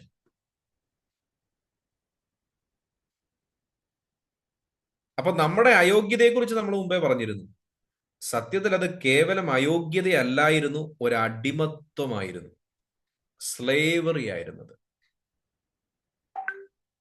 നമ്മള് കേവലം അയോഗ്യരല്ലായിരുന്നു, നമ്മള് അടിമകളായിരുന്നു. റോമാലേഖനത്തിൽ നമ്മൾ കാണുന്നുണ്ട് പാപത്തിന്റെ അടിമകൾ. ഗലാത്യ ലേഖനത്തിന് വരുമ്പോൾ ആ ന്യായപ്രമാണത്തിന്റെ ശാപത്തിന്റെ കീഴിലുള്ളവർ. ഭയം നമ്മളെ അടിമപ്പെടുത്തിയിരുന്നു, ദുർമനസാക്ഷി നമ്മെ അടിമപ്പെടുത്തിയിരുന്നു. പാപത്തിന്റെ അടിമത്വത്തിലേക്ക് നമ്മൾ വീണ് കഴിഞ്ഞപ്പോൾ മറ്റെല്ലാ കാര്യങ്ങൾക്കും നമ്മൾ അടിമകളായി തീർന്നു, ഒരു സ്ലേവറിയിലാണ്. അപ്പോൾ ഇവിടെ നമ്മുടെ കർത്താവ് തന്റെ രക്തം ചീന്തുമ്പോൾ, തന്റെ രക്തത്താൽ ഈ അടിമത്വത്തിന് മറുവില കൊടുത്തുകൊണ്ട്, എന്താ മറുവില? നമ്മുടെ കർത്താവിന്റെ രക്തം. ആ അടിമത്വത്തിൽ നിന്ന് നമ്മെ രക്ഷിക്കുവാൻ അതിന് മറുവില കൊടുത്ത് നമ്മെ ആ അടിമത്വത്തിൽ നിന്നും വീണ്ടെടുത്തു, സ്വാതന്ത്ര്യം നൽകി തന്നു. അപ്പൊ നമ്മളെ വീണ്ടെടുത്തു എന്ന് പറയുമ്പോൾ അതിൽ നമ്മളൊരു കാര്യം മനസ്സിലാക്കണം. ആ വീണ്ടെടുപ്പിലൂടെ പാപത്തിന്റെ അടിമത്വത്തിൽ നിന്നും അതിനോട് ബന്ധപ്പെട്ട ഈ ലോകത്തിന്റെ എല്ലാ സ്ലേവറിയിൽ നിന്നും നമ്മളെ റിഡീം ചെയ്ത് നമ്മളെ ഫ്രീ ആക്കി നമുക്കൊരു ഒരു ഒരു സ്വാതന്ത്ര്യം കർത്താവ് നൽകി തന്നിട്ടുണ്ട്. കർത്താവിന്റെ ക്രൂശിന്റെ മഹനീയമായ ഒരു എഫക്റ്റ് എന്ന് പറയുന്നത് കർത്താവ് നമുക്ക് സ്വാതന്ത്ര്യം നൽകി തന്നു എന്നുള്ളതാണ്. കർത്താവ് നമുക്ക് സ്വാതന്ത്ര്യം നൽകി തന്നു.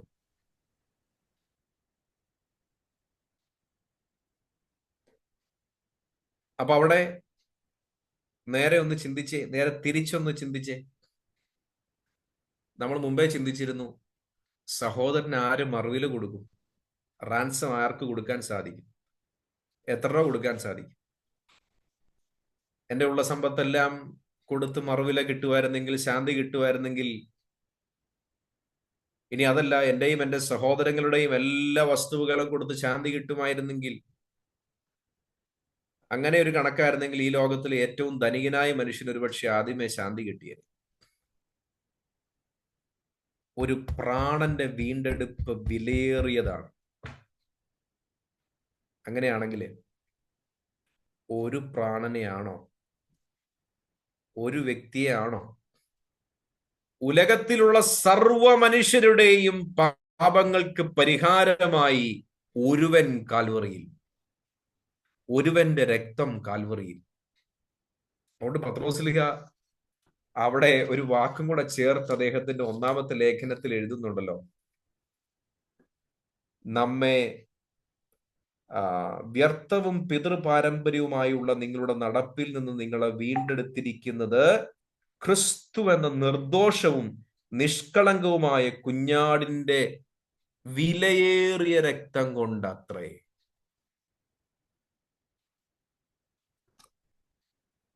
എന്റെ പ്രിയ മാതാപിതാക്കളെ, സഹോദരങ്ങളെ, കർത്താവ് നമുക്ക് വേണ്ടി കൊടുത്ത വില, ആ പ്രഷ്യസ് ബ്ലഡ്, അത് നമുക്ക് പോയിട്ട് നമ്മുടെ ജനറേഷന്റെ മുഴുവൻ സമ്പത്തുണ്ടായാലും ഈ ഉലകത്തിലെ എല്ലാ സമ്പത്തുണ്ടെങ്കിലും ലഭിക്കാത്ത ഒരു കാര്യം, നമുക്ക് വേണ്ടി നാം അവന് ശത്രുക്കളായിരുന്നപ്പോൾ തന്നെ അവിടുന്ന് നമുക്ക് വേണ്ടി മരിച്ചു.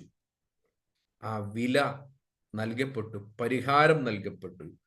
തന്മൂലം അടിമത്വത്തിൽ നിന്ന്, പാപത്തിന്റെ അടിമത്വത്തിൽ നിന്ന് നമുക്ക് സ്വാതന്ത്ര്യം നൽകി തന്ന് നീതിയുടെ ദാസന്മാരാക്കി നമ്മെ തീർത്തു. കൊലോസ്യ ലേഖനം 1-ാം അധ്യായത്തിൽ പാപത്തിന്റെ അടിമത്വത്തിൽ നിന്ന് നമുക്ക് സ്വാതന്ത്ര്യം നൽകി തന്നു. 1:14. എബ്രായ ലേഖനത്തിലേക്ക് വരുമ്പോൾ യേശുവിന്റെ രക്തം നിമിത്തം നമ്മുടെ മനസ്സാക്ഷി, ദുർമനസ്സാക്ഷി നീങ്ങുന്ന അനുഭവം, എല്ലാ ശാപത്തിന്റെ അടിമത്വത്തിൽ നിന്നും വിടുതൽ ലഭിക്കുന്ന, സ്വാതന്ത്ര്യം ലഭിക്കുന്ന അനുഭവം. എബ്രായ ലേഖനം 2:14 അവിടെ ഇങ്ങനെ എഴുതിയിരിക്കുന്നത്, മരണഭയത്തിന്റെ അടിമത്വത്തിൽ നിന്നുമുള്ള ഒരു വിടുതൽ. മരണഭയത്തിന്റെ അടിമത്വത്തിൽ നിന്നുള്ള വിടുതൽ ലോകത്തുള്ള ഏത് മനുഷ്യനെയും ഗ്രസിച്ചു കൊണ്ടിരിക്കുന്ന, ആ മനുഷ്യന്റെ ചിന്തയ്ക്കുതകാത്ത ഒരു സമസ്യയാണ് മരണം. ഈ മരണത്തിന്റെ അടിമത്വത്തിൽ ഉലകത്തിലെ വ്യക്തികളൊക്കെ നടന്നു നീങ്ങുമ്പോൾ യേശുവിന്റെ രക്തത്താൽ വിമോചനം ലഭിക്കപ്പെട്ട് പരിശുദ്ധാത്മാവിന്റെ വാസമുള്ള, ഉള്ളിൽ പ്രത്യാശ ലഭിച്ചിട്ടുള്ള ഒരു ദൈവഭക്തന് ഈ ലോകത്തിലെ ശരീരത്തിന്റെ മരണം എന്നുള്ളത് അതിനെ ഭയപ്പെടുന്ന ഒന്നല്ല, മറിച്ച് ഈ മരണത്തിനപ്പുറമുള്ള ഒരു ജീവനെ കുറിച്ച് ഉത്തമ ബോധ്യമുള്ളത് കൊണ്ട് ഭക്തൻ പറയും, മരണം എന്നെ ഭയപ്പെടുത്തുന്ന ഒന്നല്ല. പൗലോസ്ലീഹയുടെ ഭാഷയിൽ പറഞ്ഞാൽ, എനിക്ക് ജീവിക്കുന്നതാകട്ടെ മരിക്കുന്നതാകട്ടെ ഇതല്ല എനിക്കൊരു പോലെ ഉള്ളൂ. പിന്നെ അല്പം കൂടെ നല്ലത്, പൗലോസ്ലീഹയുടെ ഭാഷയില, അല്പം കൂടെ നല്ലത് ഞാൻ നോക്കിയിട്ട് മരിക്കുന്നത് തന്നെയാ. എന്താ കാര്യം? വിട്ടുപിരിഞ്ഞ് എന്റെ കർത്താവിനോട് കൂടെ ഇരിക്കുക എന്ന് പറയുന്നതാണ് അത്യുത്തമം. മരണഭയത്തിൽ നിന്നും വിടുതൽ നൽകി തന്ന് നമ്മളെ ഒരു ഫ്രീഡത്തിലേക്ക് കർത്താവ് കൊണ്ടുവന്നു. അപ്പൊ പൗലോസ് പറയാ, എഫെസോസിലെ വിശ്വാസികളോട് പറയാ, സഹോദരങ്ങളെ, നിങ്ങളിത് മനസ്സിലാക്കണം. നിങ്ങൾ സ്വർഗത്തിലെ സകലവിധമായ ആത്മീക അനുഗ്രഹത്താലും അനുഗ്രഹീതരാണ്. നിങ്ങളിത് മനസ്സിലാക്കണം. നിങ്ങളെ തിരഞ്ഞെടുത്തിരിക്കുന്നു, നിങ്ങളെ മുൻനിയമിച്ചിരിക്കുന്നു.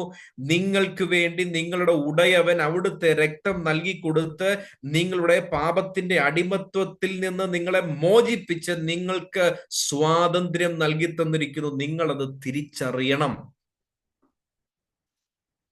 നിങ്ങളത് തിരിച്ചറിയണം.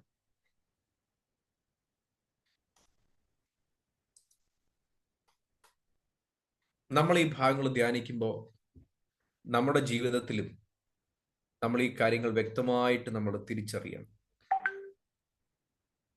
എന്റെ അയോഗ്യതയുടെ അനുഭവത്തെ, എന്റെ അടിമത്വത്തിന്റെ അനുഭവത്തെ നീക്കുവാൻ ഉലകത്തിൽ എനിക്കോ മറ്റൊരാൾക്കോ സാധിക്കാതിരുന്ന സാഹചര്യത്തിൽ, ഞാൻ ആ ദൈവത്തോട് ശത്രുത്വത്തിലായിരിക്കുമ്പോൾ, ദൈവത്തോട് ഒരു തരത്തിലും ബന്ധമില്ലാത്ത അനുഭവത്തിലായിരിക്കുമ്പോൾ തന്നെ അവിടുന്ന് കാലങ്ങൾക്ക് മുൻപ് തന്നെ എന്നെ തിരഞ്ഞെടുത്ത് എന്നെ മുൻനിയമിച്ച് ഈ ചരിത്രത്തിൽ എനിക്ക് വേണ്ടി തന്റെ പുത്രനെ അയച്ച് മരിച്ചടക്കപ്പെട്ട് ഉയർത്തെഴുന്നേറ്റ് ആ യേശുവിൽ വിശ്വസിക്കുവാനും തന്മൂലം അവിടുത്തെ രക്തത്താൽ എനിക്ക് പാപത്തിന്റെ വിമോചനം, ഞാൻ ചെയ്തു പോയ എല്ലാ പാപങ്ങളെയും മറന്നുകളയുന്ന ആ അനുഭവത്തെ നമ്മുടെ കർത്താവ് നമുക്ക് ദാനമായി നൽകി തന്നു. അതും സൗജന്യമായി, ഫ്രീ ഗിഫ്റ്റ്, സൗജന്യമായി. അതവിടെ ഇതിനോട് ചേർന്നൊരു ഭാഗമുണ്ട്. കൃപാമഹത്വത്തിന്റെ പുകഴ്ചയ്ക്കായി. നമ്മുടെ മലയാളം ട്രാൻസ്ലേഷനിൽ അത്ര ക്ലിയർ അല്ല. നൂതന പരിഭാഷയില് ദൈവത്തിന്റെ കൃപാ സമൃദ്ധിക്ക് അനുസൃതമായി എന്നൊരു വാക്ക് കൊടുത്തിട്ടുണ്ട്. കൃപയുടെ സമൃദ്ധിക്ക് അനുസൃതമായി. ആ ധനത്തെ കുറിച്ച് എങ്ങനെ ചിന്തിക്കാൻ സാധിക്കും? ഇനി അതിന്റെ ഒരു ഭാഗം കൂടെ പറഞ്ഞ് ഞാൻ പര്യവസാനിപ്പിക്കാം. ഞാൻ പറഞ്ഞല്ലോ, ഇത് ഒരു ധ്യാനാത്മകമായിട്ട് നമ്മൾ അതിലൂടെ അങ്ങ് ചിന്തിച്ച് അങ്ങനെ ഒരു ക്രമീകൃതമായൊരു ക്ലാസ് ഒന്നുമല്ല. അപ്പൊ എൻ്റെ മനസ്സിൽ ഇതിനോട് ചേർന്ന് വരുന്ന ചിന്തകൾ, അല്പം എംഫസൈസ് ചെയ്യേണ്ട കാര്യങ്ങൾ എൻ്റെ ഹൃദയത്തിൽ പ്രേരണ ലഭിക്കുന്നത് ഞാൻ ആ സമയത്ത് എംഫസൈസ് ചെയ്ത് ഇങ്ങനെ മുൻപോട്ട് പോവുകയാണ്. അതിനോട് ഒരു കാര്യം കൂടെ ഒന്ന് ചേർത്ത് പറയട്ടെ. കർത്താവ് അടിമത്വത്തിൽ നിന്ന് വിടുവിച്ച് സ്വാതന്ത്ര്യം നൽകി തന്ന് ഇങ്ങനെ കർത്താവ് അങ്ങോട്ട് ഇറക്കി വിടുക അല്ല ചെയ്യുന്നത്. നമ്മെ തൻ്റെ സ്വന്തം ജനമാക്കി തീർത്തു, തൻ്റെ അവകാശമാക്കി തീർത്തു. ഈ എഫേസ്യ ലേഖനത്തിൽ തന്നെ അതിന്റെ 1-ാമത്തെ അധ്യായത്തിൽ നമ്മൾ വായിച്ച ഭാഗത്തിന്റെ 11-ാമത്തെ വാക്യത്തിൽ അവനിൽ നാം അവകാശവും പ്രാപിച്ചു എന്നൊരു പ്രയോഗം കണ്ടോ? അത് ഞാൻ മനസ്സിലാക്കുന്നതനുസരിച്ച് ആ റീഡിങ്, അവനിൽ നാം, അവിടെ നമ്മൾ വായിക്കുമ്പോൾ നമുക്ക് അവകാശം ലഭിച്ചു എന്നുള്ള ഒരു തരത്തിലാണ് അവിടുത്തെ വായന വരുന്നത്. പക്ഷേ പല വേദ പണ്ഡിതാക്കളും പറയുന്ന ഒരു കാര്യം എന്ന് പറയുന്നത്, അല്ലെങ്കിൽ ഞാൻ പറഞ്ഞ ഈ നൂതന പരിഭാഷയിലെ ട്രാൻസ്ലേഷൻ നമ്മൾ വായിക്കുമ്പോഴും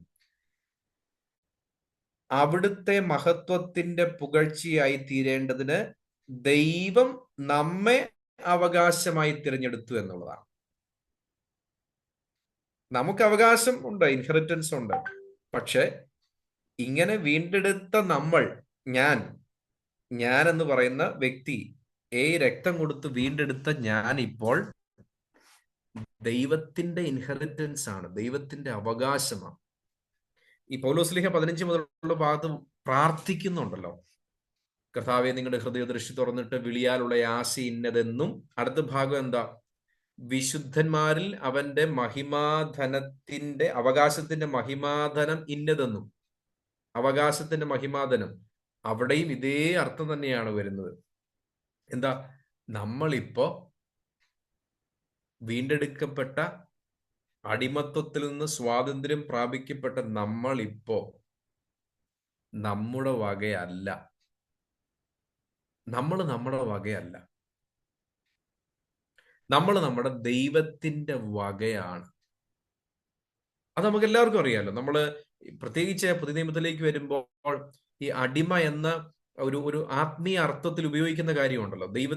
നമ്മളിപ്പോൾ കർത്താവിനെ സ്വീകരിക്കുമ്പോൾ തന്നെ, കർത്താവെ, യേശുവെ, അവിടുന്ന് എന്റെ കർത്താവാണ്, യു ആർ മൈ ലോർഡ് എന്ന് പറയുമ്പോൾ ആ വാക്ക് തന്നെ എന്താ? മാസ്റ്റർ, അല്ലെ? യജമാനൻ, അഡോണായി. കർത്താവെ, ഞാൻ അങ്ങയുടെ അടിമയാണ്.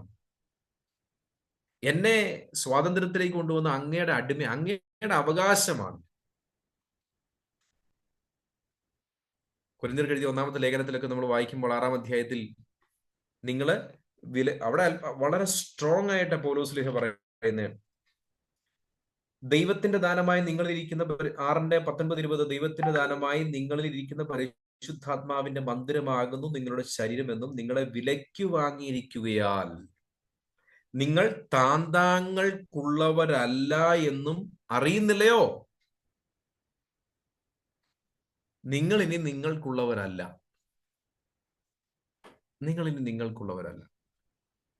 അപ്പൊ ഞാനതിനൊരു ഒരു പരിസമാപ്തിയിലേക്ക് ഒന്ന് കൊണ്ടുവരട്ടെ.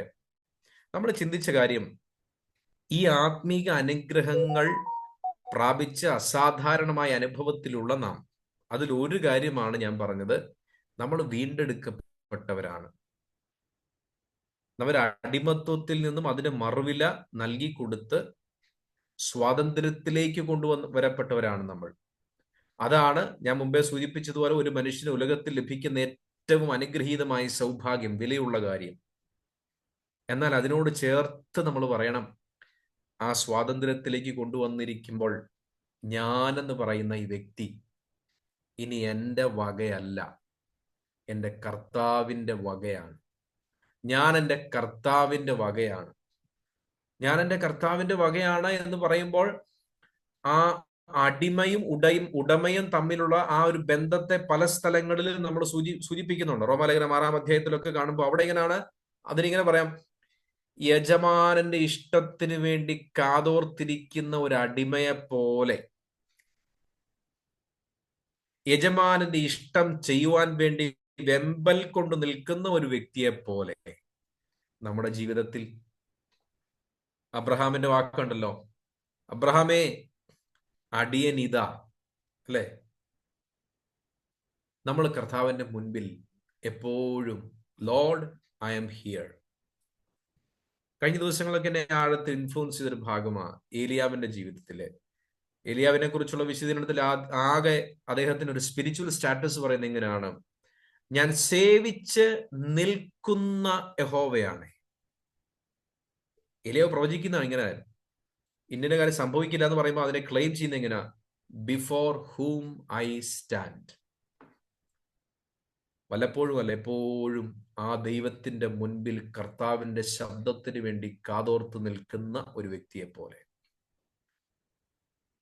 അപ്പൊ ഈ റിഡംഷന്റെ ഒക്കെ പ്രാക്ടിക്കൽ ഭാഗത്തേക്ക് നമ്മൾ വരുമ്പോൾ, നമ്മൾ കർത്താവിന് വേണ്ടി വേർതിരിക്കപ്പെട്ടവരാണ്, കർത്താവിന്റെ സ്വന്തം ജനമാണ്, കർത്താവിന്റെ വകയാണ്, കർത്താവിന്റെ ഇഷ്ടമാണ് ചെയ്യേണ്ടത്. ഈ യാഥാർത്ഥ്യ ബോധ്യം നമ്മുടെ ഹൃദയത്തിൽ നിറഞ്ഞ് എല്ലാ സമയത്തും ലോർഡ് കർത്താവേ ഞാൻ അങ്ങയുടെ മുൻപിൽ ഇതാ നിൽക്കുന്നു. അതാണ് നമ്മളെ. അപ്പൊ അവിടെ നോക്കി, അങ്ങനെ നിൽക്കുമ്പോൾ നാം നമ്മുടെ ഇഷ്ടത്തിന് വിധേയപ്പെടാതെ നമ്മുടെ സ്വയത്തെ ഡിനൈ ചെയ്തുകൊണ്ട് കർത്താവിന്റെ ഇഷ്ടത്തിന് വേണ്ടി നമ്മളെ വിധേയപ്പെടുത്തുന്നു. അവിടെയാണ് പരിശുദ്ധാത്മ നിറവിന്റെ ആത്മശക്തിയുടെ ഒക്കെ ആവശ്യം നമുക്ക് വരുന്നത്. ആ പാതയാണ് നമ്മളെ തിരഞ്ഞെടുത്തിരിക്കുന്ന, അതിന്റെ പർപ്പസ് ഉണ്ട്, വിശുദ്ധരും നിഷ്കളങ്കരുമായി നിലനിൽക്കാൻ. നമ്മളെ മുൻനിയമിച്ചിരിക്കുന്നത് ഒരു പ്രോസസ്സിലേക്കാണ്, ദത്തെടുക്കലിലേക്ക്. അത് നമ്മളിൽ തുടങ്ങുന്നു, അതിന്റെ പരിസമാപ്തി നമ്മുടെ ശരീരത്തിന്റെ വീണ്ടെടുപ്പായ പുത്രത്തിൽ ചെന്ന് സമാപിക്കുന്ന നാൾ വരെ നമ്മളെ മുൻപോട്ട് നടത്തുന്ന പാന്താവ് ഇതാണ്, യാത്ര ഇതാണ്. കർത്താവിന്റെ മുൻപിൽ കർത്താവെ അടിയൻ ഇതാ. അത് ദുർഘടമായ നമ്മുടെ ജീവിത സാഹചര്യത്തിന്റെ മുൻപിലും, ഒരുപക്ഷെ നമുക്ക് മനസ്സിലാകാത്ത പല സാഹചര്യത്തിന്റെ മുൻപിലും, ലോർഡ് കർത്താവെ ഞാൻ ഇതാ. അങ്ങേക്ക് ഇഷ്ടമുള്ളത് കർത്താവ് ചെയ്യേണ്ട അടുക്കല്, അങ്ങേക്ക് ഇഷ്ടമുള്ളത് ചെയ്യും. എന്നെ പൗഡറാക്കി, എന്നെ പൊടിയാക്കി കർത്താവ്. You kill me, you make me A shame, you can do. കർത്താവ് അങ്ങേക്ക് എന്തു എന്റെ ജീവിതത്തിൽ ചെയ്യാം. എന്താ കാര്യം? അയോഗ്യമായ അവസ്ഥയിൽ നിന്നും ഏറ്റവും ബ്ലസ്സഡ് ആയ അനുഭവത്തിലേക്ക് മാറിക്കഴിഞ്ഞ ഞാൻ, എന്നെ സംബന്ധിച്ച് ആ എന്റെ ഉടമയുടെ ആജ്ഞയെ കവിഞ്ഞുള്ള ഒരു അനുഗ്രഹീത അനുഭവം എന്താ ഉള്ളത്? പക്ഷെ എൻ്റെ ജീവിതത്തിൽ ഇത്തരം സാഹചര്യങ്ങൾ കർത്താവ് അലോ ചെയ്യുന്നുണ്ടെങ്കിൽ അവിടെയും ഞാൻ അറിയുന്ന ഒരു കാര്യമുണ്ട്, അതെന്റെ തിന്മയ്ക്കല്ല, അതും എന്നെ എൻ്റെ നന്മയുടെ അനുഭവത്തിലേക്കാണ്. ദൈവത്തെ സ്നേഹിക്കുന്നവർക്ക്, എന്താ പൗലോസ് പറഞ്ഞ റോമാലേഖനത്തിൽ അതിന്റെ 8-ാമത്തെ അധ്യായത്തിന്റെ 29-ാമത്തെ വാക്യം വായിക്കുമ്പോൾ, ദൈവത്തെ സ്നേഹിക്കുന്നവർക്ക്, നിർണയപ്രകാരം വിളിക്കപ്പെട്ടിരിക്കുന്നവർക്ക്, അവരാരാ ഇവര്? നമ്മളിപ്പോ ചിന്തിച്ച കാര്യങ്ങൾ തന്നെയല്ലേ അത്? നിർണയപ്രകാരം വിളിക്കപ്പെട്ടിരിക്കുന്ന കർത്താവിന്റെ മുൻപിൽ നിൽക്കുന്നവർക്ക് സകലവും നന്മയ്ക്കായി കൂടി വ്യാപരിക്കുന്നു. പ്രിയമുള്ളവരെ, എല്ലാ കാര്യങ്ങളും, നമ്മുടെ ജീവിതത്തിന്റെ കറുത്ത അധ്യായങ്ങളെന്ന് നമ്മൾ പറയുന്ന കാര്യങ്ങൾ, അടഞ്ഞ വാതിലെന്ന് നമ്മൾ പറയുന്ന കാര്യങ്ങൾ, വേദനയുടെ ആഴമെന്ന് നമ്മൾ പറയുന്ന കാര്യങ്ങൾ, കൂരിരുളിന്റെ ആ താഴ്വരയെന്ന് നമ്മൾ പറയുന്ന കാര്യങ്ങൾ, അങ്ങനെ ഏത് കാര്യങ്ങളാണെങ്കിലും പ്രിയമുള്ളവരെ, ഈ ഉടമയുടെ കരത്തിൽ സുരക്ഷിതരാണ്. ഉടമയുടെ കരത്തിൽ സുരക്ഷിതരാണ്. പത്രോസിന്റെ ലേഖനം വായിക്കുമ്പോൾ 1 പത്രോസില് അദ്ദേഹം ഇതിനോട് ബന്ധപ്പെട്ട കാര്യങ്ങൾ തന്നെ അദ്ദേഹം പറഞ്ഞു വന്ന്, കേട്ടോ, 3-ാമത്തെ വാക്യത്തിൽ പറയാം, നിങ്ങളെ ഒരു ജീവനുള്ള പ്രത്യാശയ്ക്കായി നിങ്ങളെ വീണ്ടും ജനിച്ചിരിക്കുന്നു, അന്ത്യകാലത്തിൽ വെളിപ്പെടുവാൻ ഒരുങ്ങിയിരിക്കുന്ന രക്ഷയ്ക്ക് വിശ്വാസത്താൽ ദൈവശക്തിയിൽ കാക്കപ്പെടുന്നവർ. You are protected by the power of God. അവിടെ ഇവിടെ നടന്നിട്ട് വന്നിട്ടുള്ള പ്രൊട്ടക്ഷൻ അല്ല. ഞാൻ മുമ്പേ സൂചിപ്പിച്ചതുപോലെ ഏലിയാവിനെ പോലെ കർത്താവിന്റെ മുൻപിൽ നിൽക്കുന്ന ഒരു വ്യക്തിയാണെങ്കിൽ, എൻ്റെ ഹൃദയത്തിൽ എനിക്ക് ആഴത്തിൽ അറിയാവുന്ന ഒരു കാര്യം, ഞാൻ ദൈവശക്തിയിൽ കാക്കപ്പെടുന്നവനാണ്. പക്ഷെ എൻ്റെ മാനുഷിക ബുദ്ധി കൊണ്ട്, കർത്താവ് ഇവിടെ അവിടുത്തെ ശക്തി കൊണ്ട് ഞാൻ കാക്കപ്പെട്ടില്ലല്ലോ എന്നുള്ള ചിന്തകൾ ഉണ്ടെങ്കിലും എനിക്കറിയാം, അതിന്റെ മുകളിൽ വാഴുന്ന ദൈവം ഉള്ളത് കൊണ്ട് ഒരുപക്ഷെ ഇപ്പോഴുള്ള എൻ്റെ കറുത്ത അധ്യായങ്ങളെ, അതിനെ അല്പം കൂടെ ഞാൻ ആ യാത്രകൾ മുൻപോട്ട് പോകുമ്പോൾ എനിക്കറിയാം, ഇതെല്ലാം കർത്താവ് നന്മയ്ക്കാക്കി തീർക്കും. കർത്താവ് എൻ്റെ ജീവിതത്തിൽ അതിനുള്ള പ്രവർത്തനങ്ങൾ ചെയ്യുന്നുണ്ട്. അതുകൊണ്ട് ഞാൻ കർത്താവിനോട് ധൈര്യത്തോട് പറയും, കർത്താവേ, യെസ്, അങ്ങ് എന്നെ വീണ്ടെടുത്തു, അങ്ങ് വില നൽകി എന്നെ വീണ്ടെടുത്തു.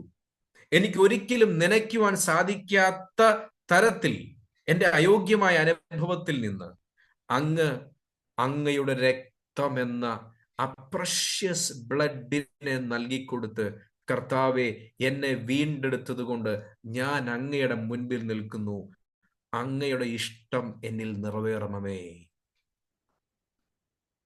കർത്താവെ, അങ്ങയുടെ ഇഷ്ടം എന്നിൽ നിറവേറണമേ. പ്രിയപ്പെട്ടവരെ, ഞാൻ ഈ ഭാഗങ്ങൾ ഇന്ന് ധ്യാനിക്കുമ്പോൾ നമ്മൾ ഒരുമിച്ചത് നിങ്ങളുടെ ഹൃദയത്തിൽ നിങ്ങൾ ചിന്തിക്കുകയായിരുന്നല്ലോ. എനിക്ക് ഇതിന്റെ പരിസമാപ്തിയിൽ എൻ്റെ പ്രിയപ്പെട്ടവരോട് ഞാൻ എന്നോട് എൻ്റെ ഹൃദയത്തിൽ പറഞ്ഞുകൊണ്ടിരിക്കുന്നതും നിങ്ങളോട് പറയുവാനുമുള്ള ഒരു കാര്യം, ഈ ട്രൂത്തിന്റെ അടിസ്ഥാനത്തിൽ നമുക്ക് ആഴത്തിലുള്ള ഒരു സബ്മിഷൻ നമുക്ക് അനിവാര്യമാണ്. നമ്മുടെ ജീവിതത്തിന്റെ ഏതെങ്കിലും മുറികളുടെ താക്കോൽ അടച്ചുപൂട്ടി നമ്മുടെ കൈവശമാണെങ്കിൽ, അതിനെയും എടുത്ത് കർത്താവിന്റെ കരത്തിൽ കൊടുത്തിട്ട്, കർത്താവെ, ടേക്ക് ദിസ്.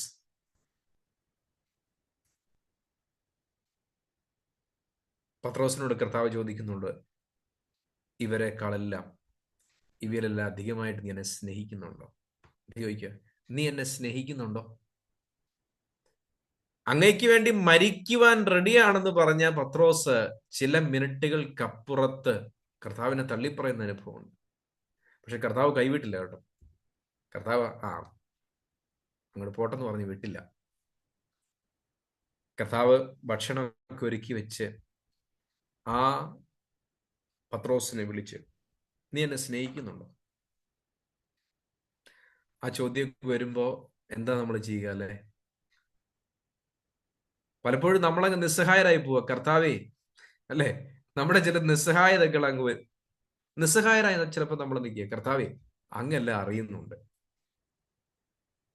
അപ്പൊ അതുകൊണ്ട് ഞാൻ എൻ്റെ ഈ സന്ദേശം ഇവിടെ വൈൻഡപ്പ് ചെയ്യുമ്പോൾ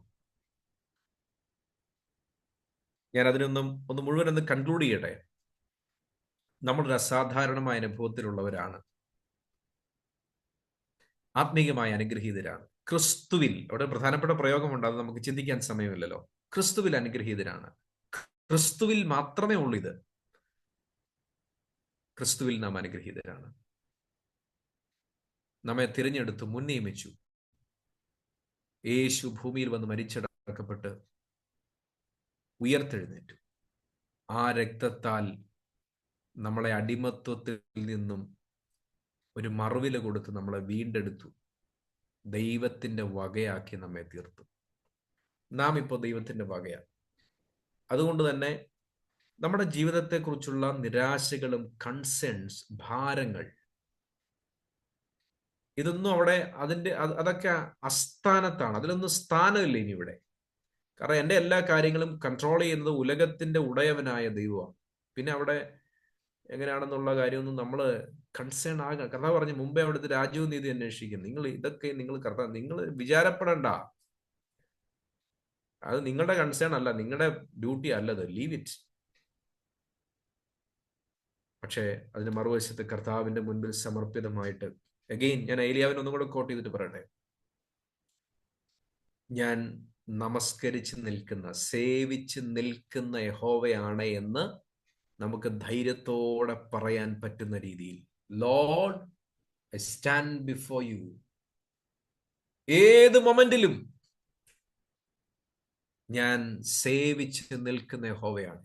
serve like a servant, like a slave. കർത്താവിനോട് ധൈര്യമായിട്ട് പറ, കർത്താവെ എന്ത് വേണേലും കർത്താവ് ചെയ്തു, എന്ത് വേണേലും കർത്താവ് ചെയ്തു. I am here Lord. നമുക്ക് കർത്താവിനോട് അങ്ങനെ ഒരു സമർപ്പണത്തിലേക്ക്, ആഴത്തിലുള്ളൊരു സമർപ്പണത്തിലേക്ക്, നമ്മുടെ ജീവിതത്തിന്റെ ഏതെങ്കിലും മേഖല കർത്താവിനോട് പറയാം, കർത്താവ് എവിടെയെങ്കിലും അങ്ങനെ ഒരു അനുഭവത്തിലേക്ക് ഞാൻ വരണമെങ്കിൽ കർത്താവ് എന്നെ കാണിക്കണമേ. കർത്താവ് വീണ്ടും കർത്താവിന്റെ മുമ്പിൽ സമർപ്പിതമായിട്ട് നിൽക്കാൻ എന്നെ സഹായിക്കണമേ. അങ്ങനെ അനുഭവത്തിൽ നിൽക്കുന്ന വ്യക്തികളെ കർത്താവിന്റെ വരവ് താമസിക്കുന്ന സമയമുണ്ടെങ്കിൽ രാജ്യത്തിന്റെ വ്യാപ്തിക്ക് വേണ്ടി കർത്താവ് ഉപയോഗിക്കുമെന്നതും ഈ ലേഖനത്തിന്റെ അടുത്ത ഭാഗങ്ങളിലുണ്ട്. അപ്പോൾ ആ നിലയിൽ ദൈവസന്നിധിയിൽ സമർപ്പിതമായി കർത്താവിന് വേണ്ടിയുള്ളവരാണ്, കർത്താവിന്റെ അവകാശമാണെന്ന് തിരിച്ചറിഞ്ഞ് നിൽക്കുവാൻ ഞാനും പ്രാർത്ഥിക്കുന്നു. നമുക്ക് ഒരുമിച്ച് ദൈവത്തോട് പ്രാർത്ഥിക്കാം. വിശ്വസ്തയോടെ നിൽക്കാൻ കർത്താവ് നമ്മളെ സഹായിക്കട്ടെ.